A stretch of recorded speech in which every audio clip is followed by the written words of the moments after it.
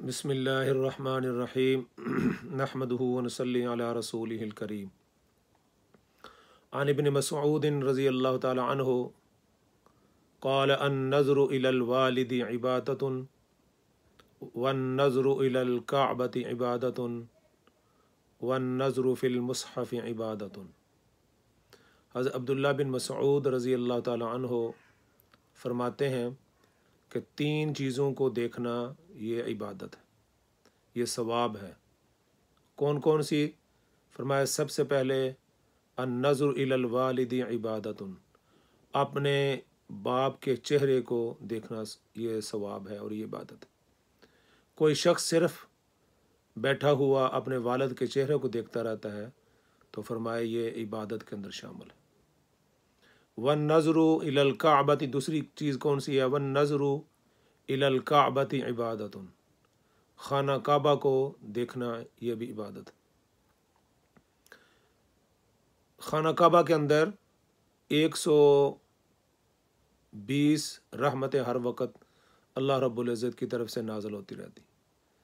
फरमाया कि 60 उन पर जो खाना काबा का तवाफ़ कर रहे हैं और 40 उन पर जो खाना काबा के अंदर बैठकर नमाज़ पढ़ रहे हैं, तिलावत कर रहे हैं और ज़िक्र अज़कार कर रहे हैं।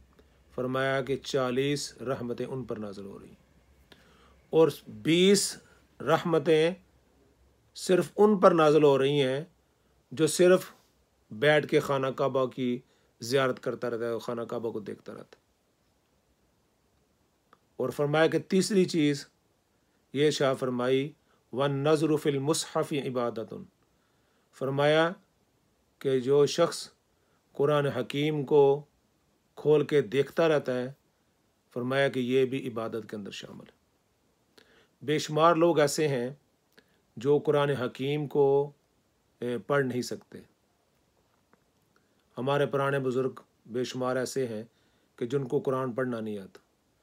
वो कुरान हकीम को खोल कर सिर्फ उनको देखते रहें तो अल्लाह रब्बुल इज़्ज़त उनको इस पर भी सवाब अता फरमाते और ये भी इबादत के अंदर शामिल है।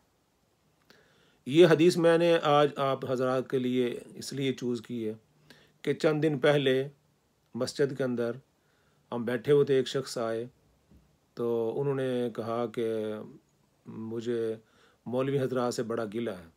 मैंने कहा किस बात पर? उन्होंने कहा कि आप हमेशा माँ की जो है ना वो फजीलत बयान करते रहते हैं लेकिन कभी आप वालिद की फजीलत बयान नहीं करते। कोई नात खान आता है तो आप कहते हैं जी जब नात जो है ना वो माँ की फजीलत में कोई नात हो जाए।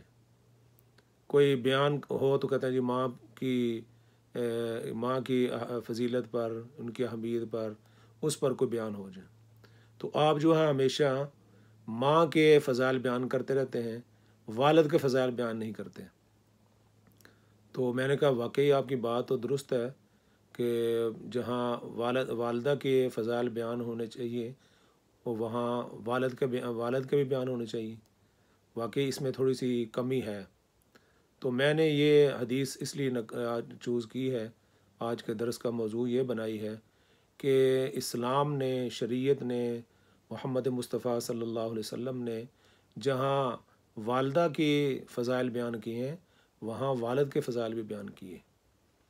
तो हज़रत अब्दुल्लाह बिन मसूद रज़ी अल्लाह ताला अन्हु फरमाते हैं कि 3 चीज़ों को देखना भी इबादत है। कौन कौन सी? फरमाएगा अन-नज़्रु इलल वालिदी, अपने वालिद के चेहरे को देखना ये इबादत है। और फरमाया कि वन नज़्रु फ़िल इलल काबती इबादतुन, खाना काबा को देखना, खाना काबा की तरफ देखना ये भी इबादत है। वन नज़्रु फ़िल मुस्हफ़ि इबादतुन, और कुरान मजीद को देखना ये भी इबादत है। देखें इस्लाम ने जहाँ वालिद का ज़िक्र किसके साथ किया है? कुरान मजीद के साथ। कुरान की कितनी फ़जीलत है, कितनी अहमियत है, वो अल्लाह ताला की ये आखिरी किताब है। और खाना काबा जो इस्लाम का मरकज़ है, बैतुल्लाह शरीफ, उनके साथ वालिद का तज़किरा किया कि जहाँ खाना काबा को देखना इबादत है, कुरान मजीद को देखना इबादत है, वहाँ अपने वालिद के चेहरे को देखना भी इबादत है।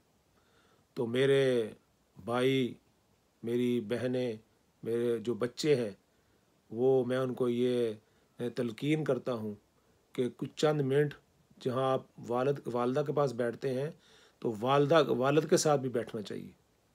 والد بھی یہ تمنا کرتا ہے کہ میرے بچے میرے پاس آ کر بیٹھیں۔ واقعی یہ دیکھا گیا ہے کہ اکثر بچے جو ہیں وہ ہمیشہ والدہ کے پاس بیٹھے رہتے ہیں، والد سے وہ کتراتے رہتے ہیں، شاید ڈرتے ہیں یا ان کا روب دبدبا ہوتا ہے، لیکن والد کو بھی چاہیے کہ وہ پیار و محبت کے ساتھ ان کے ساتھ پیش آئیں تاکہ بچے بھی ان کے پاس آ کر بیٹھیں۔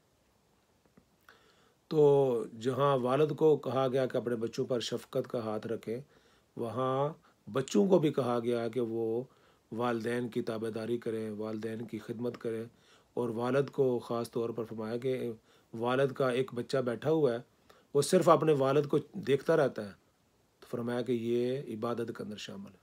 اور ایک حدیث کے اندر نبی کریم صلی اللہ علیہ وسلم نے یہ بھی ارشاد فرمایا کہ جب والد اور ایک بیٹا بیٹھے ہوئے ہوں، کوئی شخص آ کر ان کے درمیان نہ بیٹھے۔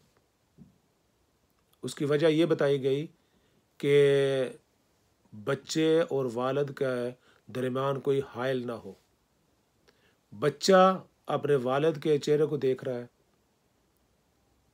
اور والد جو ہے وہ اپنے بچے پر نظر رکھتا ہے کہ اگر وہ کوئی غلط کام کر رہا ہے، کوئی بے ادبی کی چیز کر رہا ہے یا کوئی اچھی بات نہیں کر رہا، تو وہ اس کو ٹوک سکے، اس کی اصلاح کر سکے۔ تو فرمایا ہے کہ کوئی شخص آ کر والد اور بیٹے کے درمیان حائل نہ ہو۔ تو آج کے درس کا خلاصہ یہ ہوا کہ اپنے والد کی